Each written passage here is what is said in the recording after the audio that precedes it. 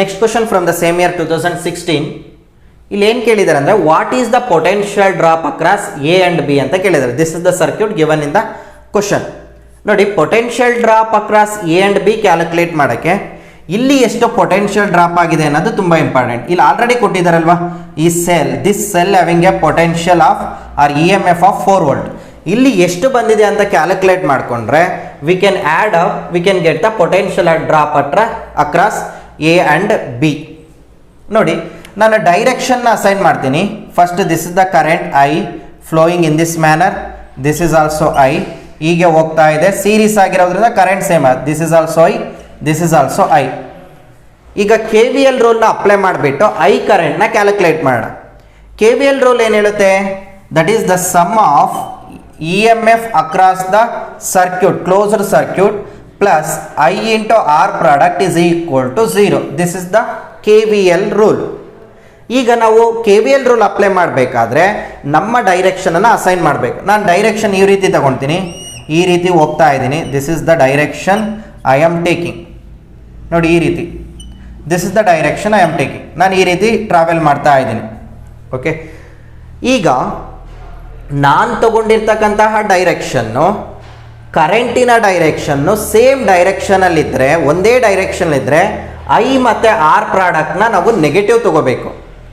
Opposite ಡೈರೆಕ್ಷನಲ್ಲಿದ್ದರೆ positive ತೊಗೋಬೇಕು. ಒಂದು. Second, potential ಏನಾದರೂ ಡ್ರಾಪ್ ಆಗ್ತಾ ಇದೆ ಅಂದರೆ ಪಾಸಿಟಿವ್ ಇಂದ ನೆಗೆಟಿವ್ಗೆ ಹೋದಾಗ, ಮೀನ್ಸ್ ಹೈಯರ್ ಪೊಟೆನ್ಷಿಯಲಿಂದ ಲೋಯರ್ ಪೊಟೆನ್ಷಿಯಲ್ಗೆ ಹೋದಾಗ ಡ್ರಾಪ್ ಆಗ್ತದೆ.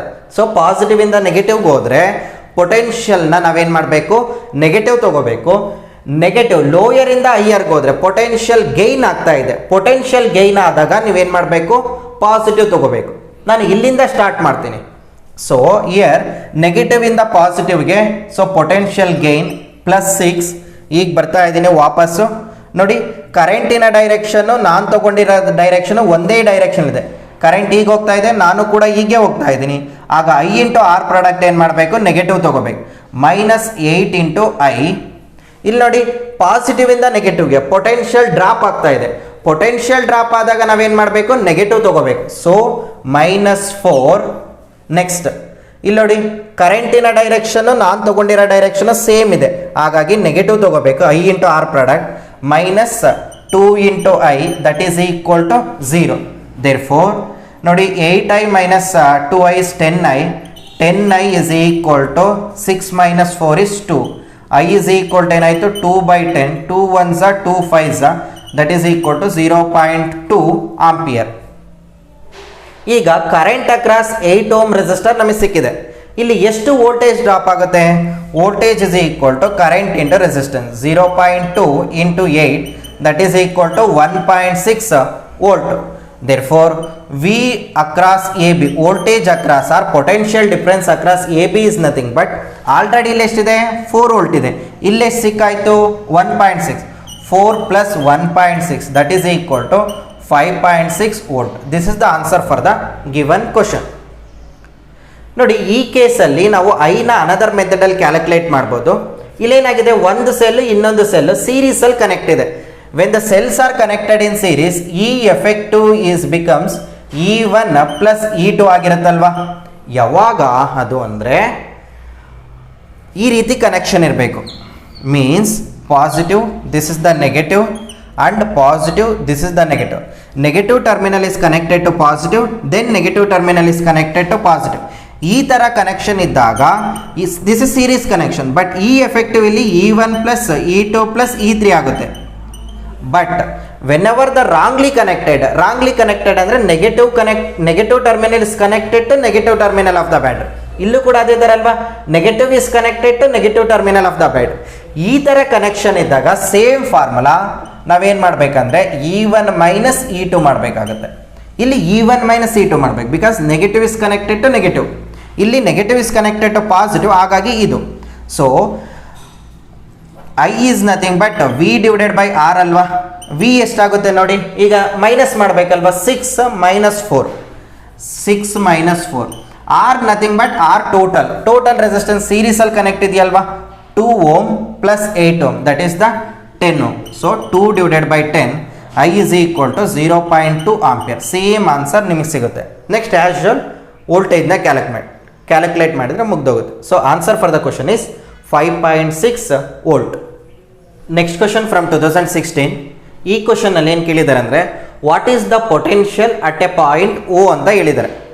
ನೋಡಿ ಇದನ್ನು ಹೇಗೆ ಸಾಲ್ವ್ ಮಾಡೋದಂದರೆ ಫಸ್ಟ್ ಪೊಟೆನ್ಷಿಯಲ್ ಅಟ್ ಓನ ಕ್ಯಾಲ್ಕುಲೇಟ್ ಮಾಡೋಕ್ಕಿಂತ ಮುಂಚೆ ಕರೆಂಟಿನ ಡೈರೆಕ್ಷನನ್ನು ಕೊಡೋಣ. ನಿಮಗೆ ಇಷ್ಟ ಬಂದಿದ್ದ ಡೈರೆಕ್ಷನ್ ಕೊಡಿ. ಈ ಓ ಪಾಯಿಂಟ್ ಅಂದೇನೇ ಕರೆಂಟ್ನ ಡೈರೆಕ್ಷನ್ ಕೊಡಿ ಅಥವಾ ಯಾವುದಾದ್ರೂ ಒಂದು ಪಾಯಿಂಟಿಂದ ಕೊಡಿ. ನಾನು ಇಲ್ಲಿಂದ ಕೊಟ್ಕೊಳ್ತಾ ಹೋಗ್ತೀನಿ. 8 ವೋಲ್ಟಿಂದ ಕರೆಂಟ್ ಈಗ ಬರ್ತಾ ಇದೆ. This is the current. Say I1 current ಈಗ ಫ್ಲೋ ಆಗ್ತಿದೆ. ಈ ಪಾಯಿಂಟಿಗೆ ಬಂದಿದ್ದು ಈಗ ಡಿಸ್ಟ್ರಿಬ್ಯೂಟ್ ಆಗ್ತಿದೆ. This is I2, this is I3. ನೀವು ಹೇಗಾದರೂ ಕೊಡ್ಬೋದು. ಕರೆಂಟಿನ ಡೈರೆಕ್ಷನ್ ಹೀಗೆ ಕೊಡಬೇಕಂತ ಏನಿಲ್ಲ. ಈ ಪಾಯಿಂಟಿಂದ ಕೊಟ್ಟಾಗ ಈಗ ಡಿಸ್ಟ್ರಿಬ್ಯೂಟ್ ಮಾಡಿ ಎಲ್ಲವನ್ನೂ ಔಟ್ವರ್ಡ್ ಕೊಟ್ಟರು ನೋ ಪ್ರಾಬ್ಲಮ್. ಈಗ according to KCL rule, that is Kirchhoff's current rule ಏನು ಹೇಳುತ್ತೆ, sum of the current entering the node or the junction is equal to the sum of the current going out of the junction. This is the junction point. O is the junction ಅಲ್ವಾ. ಈಗ I1 current enter ಆಗ್ತಿದೆ. So I1 is equal to I2 ಮತ್ತು I3 ಏನಾಗುತ್ತೆ, out going ಆಗ್ತಿದೆ. That is equal to I2 plus I3. ಈಗ ಕರೆಂಟಿನ value ಗೊತ್ತಿಲ್ಲ, but potential and resistance ಕೊಟ್ಟಿದೆ. We know that V is equal to I into R ಅಲ್ವಾ. So I is equal to ಏನಾಯಿತು, V divided by R ಆಯಿತು. V is nothing but potential difference between those two ends. R is the resistance.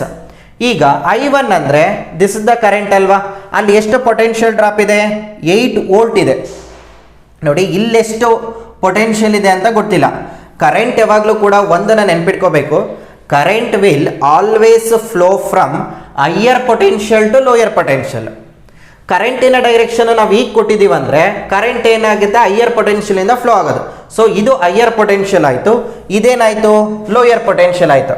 Potential difference ಬರಿಬೇಕಾದ್ರೂ ಅಷ್ಟೇ higher potential minus lower potential ಬರಿಬೇಕು. So I1 can be written as V divided by R. V ಎಷ್ಟು ಇಲ್ಲಿ 8 minus potential at O divided by R ಎಷ್ಟಿದೆ ಇಲ್ಲಿ 2. ಏನಕ್ಕೆ 8 minus V potential at O ಬರ್ದಿನ ಅನ್ನೋದು important. Current will flow from higher to lower potential. That is equal to I2. ನೋಡಿ I2 ಅಂದರೆ ಎಲ್ಲಿದೆ, this is the I2 current ಅಲ್ವಾ. Current ಏನಾಗುತ್ತೆ ಈ ಡೈರೆಕ್ಷನಲ್ಲಿ ಫ್ಲೋ ಆಗ್ತಿದೆ. So this is the higher potential, this is the lower potential. So V0 minus 4 divided by resistance is 4 plus, ನಾನು ಇದನ್ನು ರಬ್ ಮಾಡಿಬಿಡ್ತೀನಿ, ಪ್ಲಸ್ I3. ನೋಡಿ I3 ಈಗ flow ಆಗ್ತಿದೆಯಲ್ವಾ. I3 will flow from higher potential to lower higher potential ಆಗಿದ್ರೆ ಇದಾಯಿತು. So V0 minus 2 divided by 2. Therefore we can simplify this equation. ಇದನ್ನು simplify ಮಾಡಿದರೆ 8 divided by 2, 8 by 2 minus V0 divided by 2, V0 by 2 is equal to, ಇಲ್ಲಿ ನೋಡಿ V0 by 4, V0 by 4 minus 4 by 4 is 1 plus V0 by 2, V0 by 2 minus 2 by 2 is 1. ನಮಗೆ ಬೇಕಾದ್ರೆ V0 potential 8 by 2, 2 1s are 2 4s are, this is 4 minus V0 by 2 is equal to V0 by 4 minus 1 plus V0 by 2 minus 1. 5 V0 is equal to 6 into 4, 24 or 4 24. V0 is equal to 24 divided by 5 ಇಂದ divide ಮಾಡಿದರೆ answer will be V0 is equal to 4.8 volt. This is the answer for the given question. Already students, next question from the same year 2016. The question is effective resistance between A and B in the following circuit is. ನೋಡಿ ಇದೊಂದು circuit ಕೊಟ್ಟಿದ್ದಾರೆ. ಈ ಸರ್ಕ್ಯೂಟಲ್ಲಿ what is the effective resistance between A and B ಅಂತ ಕೇಳಿದ್ದಾರೆ. ನೋಡಿ ಯಾವುದೇ ಒಂದು ಕ್ವಶನ್ನಲ್ಲಿ 5 ಅಥವಾ 5ಗಿಂತ ಜಾಸ್ತಿ 5 to 6 ರೆಸಿಸ್ಟರ್ಸ್ ಏನಾದರೂ ಕೊಟ್ಟಿದ್ರೆ ಆ ಒಂದು type of problem sometimes concept of Wheatstone network use ಮಾಡಿಕೊಂಡು ನಾವು ಸಾಲ್ವ್ ಮಾಡ್ಬೋದು. ಮೀನ್ಸ್ ನಾವು ವೀನ್ಸ್ಟೋನ್ ನೆಟ್ವರ್ಕಿಗೆ ಆ ಒಂದು ಸರ್ಕ್ಯೂಟ್ನ ಮಾಡಿಫೈ ಮಾಡ್ಬೋದು. ಅದೊಂದು ಟ್ರಿಕ್ನ ನೀವು ಯೂಸ್ ಮಾಡ್ಕೋಬೋದು. ಇಲ್ಲಿ ನೋಡಿ ಇಲ್ಲಿ ಏನಾಗಿದೆ, 6 ರೆಸಿಸ್ಟರ್ಸ್ ಕೊಟ್ಟಿದ್ದಾರೆ. ನಾನು ಆ ಒಂದು ಕಾನ್ಸೆಪ್ಟ್ನ ಯೂಸ್ ಮಾಡ್ಕೊಳ್ತೀನಿ. ಫಸ್ಟ್ ನೋಡಿ ಇಲ್ಲಿ ಡೈರೆಕ್ಟಾಗಿ ನಮಗೆ ಸೀರೀಸ್ ಯಾವುದು ಪ್ಯಾರಲಲ್ ಯಾವುದು ಗೊತ್ತಿಲ್ಲ. ಹಾಗಾಗಿ ನಾನು ಇದಕ್ಕೆ ನೊಟೇಷನ್ಸ್ ಕೊಡ್ತಾ ಹೋಗ್ತೀನಿ. ಇಲ್ಲಿ ಎ ಇದೆ, ಇಲ್ಲಿ ಬಿ ಇದೆ. ನೋಡಿ ಇಲ್ಲಿ ಯಾವುದೇ ರೀತಿ ರೆಸಿಸ್ಟರ್ ಇಲ್ಲ, ಇಲ್ಲಿಂದ ಇಲ್ಲಿಗೆ ಯಾವುದೇ ರೀತಿ ರೆಸಿಸ್ಟರ್ ಇಲ್ಲ. ಇದು ಬಿ ಪಾಯಿಂಟ್ ಆಗಿದ್ರೆ ಇದು ಕೂಡ ಬಿ ಪಾಯಿಂಟ್ ಆಗಿರುತ್ತೆ. ಸೊ ಇಲ್ಲಿ ಯಾವುದೇ ರೀತಿ ರೆಸಿಸ್ಟರ್ ಇಲ್ಲ. So this is the point is also be. ಇಲ್ಲಿ ರೆಸಿಸ್ಟರ್ ಇದೆ ಅಂದರೆ ಈ ಪಾಯಿಂಟು ಬಿ ಆಗಿರಲ್ಲ. ಮೀನ್ಸ್ ಇಲ್ಲಿ ಸೇಮ್ ಪಾಯಿಂಟು ಅಂತ ಅಂದರೆ ಇಲ್ಲಿ ಎಷ್ಟು ಪೊಟೆನ್ಷಿಯಲ್ ಇರುತ್ತೋ ಇಲ್ಲೂ ಕೂಡ ಅಷ್ಟೇ ಪೊಟೆನ್ಷಿಯಲ್ ಇರುತ್ತೆ. ಪೊಟೆನ್ಷಿಯಲ್ ಯಾವಾಗ ಚೇಂಜ್ ಆಗುತ್ತೆ ಅಂದರೆ ರೆಸಿಸ್ಟೆನ್ಸ್ ಇದ್ದಾಗ. ನೋಡಿ ಇಲ್ಲಿ ಬಿ ಇದೆ, ಇಲ್ಲೂ ಬಿ, ಯಾಕಂದರೆ ಇಲ್ಲಿ ಯಾವುದೇ ರೀತಿ ರೆಸಿಸ್ಟರ್ ಇಲ್ಲ. ನೋಡಿ ಈ ಪಾಯಿಂಟ್ನ ನಾನು ಸಿ ಅಂತ ತಗೊಳ್ತೀನಿ. ಸೊ ಇಲ್ಲಿ ಯಾವುದೇ ರೀತಿ ರೆಸಿಸ್ಟೆನ್ಸ್ ಇಲ್ಲ, ಸಿ. ಈ ಪಾಯಿಂಟು ಕೂಡ ಏನಾಗುತ್ತೆ, ಸಿ ಆಗುತ್ತೆ. So potential at this point is equal to potential at this point. ಈ ಪಾಯಿಂಟ್ ಎ ಆಗಿದ್ರೆ ಈ ಪಾಯಿಂಟ್ ಕೂಡ ಎ, ಯಾಕಂದರೆ ಇಲ್ಲಿಂದ ಇಲ್ಲಿಗೆ ಯಾವುದೇ ರೀತಿ ರೆಸಿಸ್ಟರ್ ಕನೆಕ್ಷನ್ ಇಲ್ಲ. ನಾನು ಈ ಪಾಯಿಂಟ್ನ ಇ ಅಂತ ಕೊಡ್ತೀನಿ. Say this point I will give D. ಈ ಪಾಯಿಂಟ್ ಇ ಆಗಿದೆ, ಹಾಗಾಗಿ ಈ ಪಾಯಿಂಟ್ ಕೂಡ ಏನಾಗಬೇಕು, ಇ ಆಗಬೇಕು, ಯಾಕಂದರೆ ಇಲ್ಲಿ ಯಾವುದೇ ರೀತಿ ರೆಸಿಸ್ಟರ್ ಇಲ್ಲ. ಎಲ್ಲಿ ರೆಸಿಸ್ಟರ್ ಇರೋದಿಲ್ಲ, throughout the points there will be a potential is same. ಈ ಪಾಯಿಂಟಲ್ಲೂ ಎಷ್ಟು ಪೊಟೆನ್ಷಿಯಲ್ ಇರುತ್ತೋ ಈ ಪಾಯಿಂಟಲ್ಲೂ ಕೂಡ ಅಷ್ಟೇ ಪೊಟೆನ್ಷಿಯಲ್ ಇರುತ್ತೆ. ನೋಡಿ ಇದನ್ನು ರೀಮಾಡಿಫೈ ಮಾಡಿ ಬರ್ಕೊಳ್ತೀನಿ. ವೀನ್ಸ್ಟೋನ್ ನೆಟ್ವರ್ಕ್ ಥರನೇ ಬರೆಯೋಣ. A, this is the B, say this is C, this is D, this is E. Okay, A ಇಂದ ಬಿಗೆ ನೋಡಿ, ಎ ಇಂದ ಬಿಗೆ ಯಾವುದೇ ರೀತಿ ಕನೆಕ್ಷನ್ ಇಲ್ಲ. ಸಿ, ಬಿ ಇಂದ ಸಿಗೆ 10 ಓಮ್ ರೆಸಿಸ್ಟರ್ ಇದೆ. ಬಿ ಇಂದ ಸಿಗೆ there will be a 10 ohm resistor. This is 10 ohm. Next C ಇಂದ ಎಗೆ 10 ಓಮ್ ರೆಸಿಸ್ಟರ್ ಇದೆ. ಸಿ ಇಂದ ಎಗೆ 10 ಓಮ್ ರೆಸಿಸ್ಟರ್. ಒಂದೊಂದೇ ನಾವು ಆಲ್ರೆಡಿ ಇಲ್ಲಿ ರೆಪ್ರೆಸೆಂಟ್ ಮಾಡಿರೋವನ್ನ ಎಲಿಮಿನೇಟ್ ಮಾಡ್ತಾ ಹೋಗೋಣ. ಬಿ ಇಂದ ಸಿಗಾಗಿದೆ, ಇದಾಗಿದೆ, ಇದು ಕೂಡ ಓವರ್. ನೆಕ್ಸ್ಟು ಬಿ ಇಂದ ಇಗೆ 10 ಓಮ್ ರೆಸಿಸ್ಟರ್ ಇದೆ. ಬಿ ಇಂದ ಇಗೆ, this is B to A 10 ohm resistor. So this one is also over. Next A to E 10 ohm resistor ಇದೆ. A to E is also 10 ohm resistor. Next this is over. ಇಲ್ಲಿ ನೋಡಿ D to C 10 ohm resistor ಇದೆ. D ಇಂದ ಸಿಗೆ 10 ohm resistor. D ಇಂದ ಸಿಗೆ 10 ohm resistor. This is 10 ohm. Next D to E is also 10 ohm resistor. This is D point. So D to E is 10 ohm resistor. ನೋಡಿ ಇದು almost Wheatstone network ಥರ ಆಯಿತು. ನೋಡಿ Wheatstone ನೆಟ್ವರ್ಕಿನ condition ಏನು, P by Q is equal to R divided by S. ಹೌದಲ್ವಾ? P by Q is equal to R divided by S ಆಗಿತ್ತು ಅಂದರೆ ಈ ಒಂದು ಫಾರ್ಮುಲಾ ಸ್ಯಾಟಿಸ್ಫೈ ಆದರೆ, means L H S is equal to R H S ಆದಾಗ ಇಲ್ಲಿದೆಯಲ್ವಾ ಈ ಒಂದು ರೆಸಿಸ್ಟರ್ನ ನಾವೇನು ಮಾಡ್ಬೋದು, ಎಲಿಮಿನೇಟ್ ಮಾಡ್ಬೋದು. Because the network is balanced. ಯಾವಾಗ ನೆಟ್ವರ್ಕ್ ಬ್ಯಾಲೆನ್ಸ್ ಆಗುತ್ತೋ ಇಲ್ಲಿರ್ತಕ್ಕಂಥ ರೆಸಿಸ್ಟರ್ನ ನಾವು ಎಲಿಮಿನೇಟ್ ಮಾಡ್ಬೋದು. ಈ ಕಂಡೀಷನ್ ಸ್ಯಾಟಿಸ್ಫೈ ಆಗುತ್ತೆ. ನೋಡಿ 10 divided by 10 is equal to 10 by 10. So ಈ ಇಕ್ವೇಷನ್ ಸ್ಯಾಟಿಸ್ಫೈ ಆಗ್ತಿದೆ. ಯಾವಾಗ ಈ ಇಕ್ವೇಷನ್ ಸ್ಯಾಟಿಸ್ಫೈ ಆಗುತ್ತೋ ಈ ಒಂದು ರೆಸಿಸ್ಟರ್ ಇಂದ ಯಾವುದೇ ರೀತಿ ಎಫೆಕ್ಟ್ ಇರೋದಿಲ್ಲ. ಯಾವ ಮಿಡಲಲ್ಲಿ ಇರ್ತಕ್ಕಂಥ ರೆಸಿಸ್ಟರ್. ಇಲ್ಲಿ ನಾವು ಆಕ್ಚುಲಿ ಏನು ಮಾಡ್ತೀವಿ, ಗ್ಯಾಲ್ವನೋಮೀಟರ್ನ ಕನೆಕ್ಟ್ ಮಾಡ್ತೀವಲ್ವಾ. ಸೊ ನಾನೇನು ಮಾಡ್ತೀನಿ ಅಂದರೆ ಈ ರೆಸಿಸ್ಟರ್ನ ಎಲಿಮಿನೇಟ್ ಮಾಡ್ಕೊಳ್ತೀನಿ. Because this is the balanced Wheatstone network. ಈಗೇನಾಯಿತು, ಈ ರೀತಿ ಬಂತು. ಈ ಫಾರ್ಮುಲಾ ಸ್ಯಾಟಿಸ್ಫೈ ಆಗಬೇಕು. ಈಗ ನೋಡಿ, ಈಗ ಈಸಿಯಾಗಿ effective resistance between A and ಬಿನ ಕ್ಯಾಲ್ಕುಲೇಟ್ ಮಾಡ್ಬೋದಲ್ವಾ. 10 ಹೇಗಾಗಿದೆ, ಸೀರೀಸಲ್ಲಿದೆ. ಇವೆರಡರಿಂದ ಎಷ್ಟು ಬರ್ತಿದೆ, 20 ಓಮ್ ಬರ್ತಿದೆ. 10 + 10, this is also 20 ohm. 2 resistors, ಈಗ 20 are connected in parallel.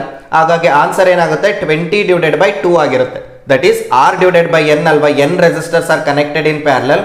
The effective resistance is given by R by N. R ಎಷ್ಟಿದೆ ಇಲ್ಲಿ, 20 ಇದೆ. 20 by 10 is 20 by 2 is 10 ohm. This is the answer for the given question. Next question from the same year 2016. Two heating coils of resistances 10 ohm and 20 ohm are connected in parallel and connected to a battery of EMF 12 volt and internal resistance 1 ohm. The power consumed by them are in the ratio. ನೋಡಿ ಇಲ್ಲಿ ಪವರ್ನ calculate ಮಾಡೋಕ್ಕೆ ಹೇಳಿದ್ದಾರೆ. This is the question from 2016, fifth question. This is the sixth question. ಇಲ್ಲೇನಾಗಿದ್ದಾರೆ, 2 resistors are connected in parallel. This is the one resistor having a resistance value 10 ohm, another resistance having a resistance value 20 ohm. It is connected to a EMF of 12 volt with a internal resistance of 1 ohm. This 12 volt with a internal resistance of 1 ohm. They are asking what will be the power ratio, that is the power dissipated through this resistor and this resistor. ಪವರ್ನ calculate ಮಾಡಿ P1 P2 are we can also take it as P1 by P2 is equal to question mark. ನೋಡಿ power is equal to V into I are we can also use I square R V square divided by R. ನೋಡಿ ಈ ಕೇಸಲ್ಲಿ use ಮಾಡಬೇಕಾದ್ರೆ ನಾವು ಈ formula use ಮಾಡಬೇಕಾ ಈ formula? ನೋಡಿ this formula can be used when the circuit is in series ಆಗಿದ್ದಾಗ ಈ ಫಾರ್ಮುಲಾನ ಯೂಸ್ ಮಾಡಿದರೆ better, because current through the circuit ಏನಾಗಿರುತ್ತೆ ಸೀರೀಸಲ್ಲಿ ಸೇಮ್ ಆಗಿರುತ್ತೆ. When the circuit is in parallel potential drop across the each resistor will be same. ಇಲ್ಲೆಷ್ಟು potential drop ಆಗಿರುತ್ತೋ ಇಲ್ಲೂ ಕೂಡ ಅಷ್ಟೇ ಪೊಟೆನ್ಷಿಯಲ್ ಡ್ರಾಪ್ ಆಗಿರುತ್ತೆ. So potential is same. ಹಾಗಾಗಿ ನಾನು ಇದು ಪ್ಯಾರಲಲ್ ಕೇಸ್ ಆಗಿರೋದ್ರಿಂದ ನಾನು ಈ ಫಾರ್ಮುಲಾನ ಯೂಸ್ ಮಾಡ್ತೀನಿ. So power can be taken as V square divided by R. P1 by P2 is equal to V square divided by R1 divided by V square divided by R2. ಇಲ್ಲಿ V ಸ್ಕ್ವೇರ್ನ ಏನಕ್ಕೆ ತಗೊಂಡಿದ್ದೀನಿ ಅಂದರೆ the potential drop across each resistor will be same, that is in the parallel case. So ಇಲ್ಲೇನಾಗಿದೆ V square ಹಾಗೆ ತಗೊಂಡಿದ್ದೀನಿ. V square get cancel out. This is becomes R2 divided by R1. R2 ಏನಿದೆ? The R2 is 20 Ω. So this is ನಾನು second resistor ಅಂತ ತೊಗೊಂಡ್ರೆ P2, ಈ ಕೇಸಲ್ಲಿ P1 ಅಂತ ತೊಗೊಳ್ತೀನಿ. So R2 is 20 Ω divided by R1 is 10 Ω. So the ratio of power dissipated will be given by 2:1. That is 2:1. This is the answer for the given question. Next question from the same year. The quantity of charge that will be transferred by a current flow of 20 ampere over 1 hour 30 minutes period is. ಇಲ್ಲಿ ಏನು ಕೇಳಿದ್ದಾರೆ ಅಂದರೆ what will be the charge they are asking. Given this the question asked in 2016, 7th question. Here current they are given I is equal to 20 ampere and also time taken will be given. Time is 1 hour 30 minute. 1 hour 30 minute ನ ನಾವು ಸೆಕೆಂಡಿಗೆ convert ಮಾಡೋಣ. 1 hour is nothing but 60 minute plus here 30 minute, that is equal to 90 minute ಆಯಿತು. So 90 into 60 seconds. This is the time in seconds. We know that the relation between time, current as well as charge, I is equal to Q divided by T. Therefore Q is equal to I into T. I they are given 20 ampere into time is given 90 into 60. So 108 1 2 3 000 coulomb. This is the answer for the given question. ಆಪ್ಷನಲ್ಲಿ ಪವರಲ್ಲಿ represent ಮಾಡಿದ್ದಾರೆ. So it can be represented as 1 2 3 4 10.8 into 10 to the power of 4 coulomb. This is the answer for the given question. Next we want to the question paper 2015. ಈ ಒಂದು question ಪೇಪರಲ್ಲೂ ಅಷ್ಟೇ current electricity ಚಾಪ್ಟರಿಂದ 6 ಕ್ವಶನ್ಸ್ನ ಕೇಳಿದ್ದಾರೆ. First question, the resistance of the bulb filament is 100 ohm at a temperature of 100 degrees Celsius. If its coefficient of resistance be 0.005 per degree Celsius, its resistance will become 200 ohm at a temperature. In this question they are given R1 is equal to 100 ohm, corresponding temperature is 100 degrees Celsius. Then R2 is equal to 200 ohm, corresponding temperature is, they are asking to calculate the corresponding temperature, and temperature coefficient of the resistance is given 0.005 per degree Celsius. ನಮಗೆ ಗೊತ್ತಿದೆ resistance, temperature and alpha, the relation between these three physical quantities is given by R is equal to R naught into 1 plus alpha T. This is the relation. Actually we are taken here change in temperature. Okay, say for example let us take this is the change in temperature also. See, this is the resistance at a particular temperature T. ಇಲ್ಲಿ ಎರಡು ಟೆಂಪರೇಚರಿನ resistance ಕೊಟ್ಟಿದ್ದಾರೆ. Let us take the R1 is equal to R naught into 1 plus alpha. Change in temperature ಎಷ್ಟಾಗುತ್ತೆ? ಇಲ್ಲಿ initial temperature ಇದೇನು represent ಮಾಡುತ್ತೆ ಅಂದರೆ the resistance at 0 degree Celsius. So change in temperature ಎಷ್ಟಾಗುತ್ತೆ? R1ಗೆ corresponding ಇರ್ತಕ್ಕಂಥ ಟೆಂಪರೇಚರ್ 100 ಮೈನಸ್ 0 ಇಸ್ 100. ಸೊ ಹಾಗಾಗಿ ನಾವು ಡೈರೆಕ್ಟಾಗಿ ಟಿ ಅಂತ ತಗೋಬೋದು, ಏನು ಪ್ರಾಬ್ಲಮ್ ಆಗಲ್ಲ. ಸೇ ಸೆಕೆಂಡ್ ಕೇಸಲ್ಲಿ R2 is equal to R naught into 1 plus alpha, change in temperature, that is the temperature ನಾವು ಕ್ಯಾಲ್ಕುಲೇಟ್ ಮಾಡಬೇಕು. T2 minus 0 is T2. So T2ನ ಕ್ಯಾಲ್ಕುಲೇಟ್ ಮಾಡೋಣ. Therefore R1 by R2 is equal to, ನೋಡಿ R0 get cancelled out, remaining will be 1 plus alpha into 100 divided by 1 plus alpha into T2. Next, R1 ಕೊಟ್ಟಿದ್ದಾರೆ, R1 is 100 ohm divided by R2 is 200 ohm is equal to 1 plus alpha they are given, alpha is 0.005 into 100 divided by 1 plus 0.005 into T2 ನ calculate ಮಾಡ್ಕೋಬೇಕು. ನಾನು ಇಲ್ಲಿ ಬರ್ಕೊಳ್ತೀನಿ ನೋಡಿ. Cross multiplication ಮಾಡಿದರೆ 100 plus 100 into 1 is 100 plus ಇದನ್ನು multiply ಮಾಡ್ತಾ ಇದ್ದೀನಿ 100 into 0.005 into T2 that is equal to, ಇದನ್ನ ಇದ್ರ ಜೊತೆ ಮಲ್ಟಿಪ್ಲೈ ಮಾಡಿದರೆ 200 ಪ್ಲಸ್ 200 ಇಂಟು 0.005 ಇಂಟು 100. ಸೊ ಇದನ್ನು ಸಿಂಪ್ಲಿಫೈ ಮಾಡೋಣ ನೋಡಿ. 100 ಪ್ಲಸ್ ಇದನ್ನು ಪವರಲ್ಲಿ ಬರ್ಕೊಂಡ್ರೆ 1 2 3 5 into 10 to the power of -3 ಆಗುತ್ತೆ. So that 500 T2 into 10 to the power of -3 is equal to 200 plus ಇದು ಅಷ್ಟೇ ಪವರಲ್ಲಿ ಬರ್ಕೊಂಡ್ರೆ 5 into 10 to the power of -3 ಆಗುತ್ತೆ. ಸೊ ಏನಾಗುತ್ತೆ 5 into 2 is 10 0000 into 10 to the power of -3. Simplify ಮಾಡಿದರೆ we can get 100 plus 500 T2 into 10 to the power of -3 is equal to 200 plus ಇದನ್ನು ನೋಡಿ simplify ಮಾಡ್ತೀನಿ -3 ಇದೆ, ಹಾಗಾಗಿ 1 2 3 30 get cancel out. So this is becomes 100. ಈಗ simplify ಮಾಡಿದರೆ 500 T2 into 10 to the power of -3 is equal to 300. ಇಲ್ಲೊಂದು 100 ಇದೆ, 100 get cancel out, this is becomes 200. Therefore ಇದನ್ನು ಸಿಂಪ್ಲಿಫೈ ಮಾಡಿದರೆ ನಾನು ಇಲ್ಲಿ ಬರೀತಿದ್ದೀನಿ 500 T2 into 10 to the power of -3 we need T2 is equal to 200 divided by 500 into 10 to the power of -3. So 0000 get cancelled out. This is becomes 2 into 10 to the power of -3 ಮೇಲ್ಗಡೆ ಹೋದರೆ 10 to the power of +3 divided by 5. This can also be written as 2. 10 to the power of 3 ಅಂದರೆ 1000 ಅಲ್ವಾ, therefore 00 this is becomes 5. So T2 is equal to 5 ones are 5 fours are. The answer for this question is 400 degrees Celsius. This is the temperature corresponding to the resistance of 200 ohm. Next question from the same year. In Wheatstone network, P is equal to 2 ohm, Q is equal to 2 ohm, R is equal to 2 ohm and S is equal to 3 ohm. The resistance with which S is to be shunted in order that the bridge may be balanced is. These are the resistors given in the diagram. Okay, that is P, Q, R and S. ಇದನ್ನು Wheatstone ನೆಟ್ವರ್ಕಲ್ಲಿ arrange ಮಾಡಿದ್ದಾರೆ. ಈಗ ನಾವು observe ಮಾಡ್ಬೋದು ಇಲ್ಲಿ balanced Wheatstone ನೆಟ್ವರ್ಕಿನ ಕಂಡೀಷನ್ನು P by Q is equal to R divided by S. P by Q 2 divided by 2 is equal to 2 divided by 3. ಈಗ ಏನಾಗ್ತಿದೆ ಸರ್ಕ್ಯೂಟು 1 ಆಗ್ತಾ ಇದೆ, ಇಲ್ಲಿ 2 by 3 ಆಗ್ತಾ ಇದೆ. So this circuit is not balanced. ಹಾಗಾದರೆ ಈ ಸರ್ಕ್ಯೂಟ್ ಬ್ಯಾಲೆನ್ಸ್ ಆಗಬೇಕಂದ್ರೆ ಎಷ್ಟು ರೆಸಿಸ್ಟರ್ನ ನಾವು ಎಸ್ ಹತ್ರ ಶೆಂಟ್ ಮಾಡಬೇಕು ಅಂತ ಕೇಳಿದರೆ, ಫಸ್ಟ್ ಆಫ್ ಆಲ್ ಶೆಂಟಿಂಗ್ ರೆಸಿಸ್ಟರ್ನ ಹೇಗೆ ಕನೆಕ್ಟ್ ಮಾಡಬೇಕು ಅನ್ನೋ ಐಡಿಯಾ ಇರಬೇಕು. Shunt resistor is always connected in parallel with the resistor. Parallel ಆಗಿ ಕನೆಕ್ಟ್ ಮಾಡಬೇಕು, that is call it as a parallel resistor. ನೋಡಿ ಎಸ್ ಹತ್ರ ನಾನು ಶೆಂಟ್ ರೆಸಿಸ್ಟರ್ನ ಕನೆಕ್ಟ್ ಮಾಡ್ತೀನಿ. I will connect the shunting resistor. This is the shunting resistor, say R dash ಅಂತ ತಗೊಳ್ತೀನಿ.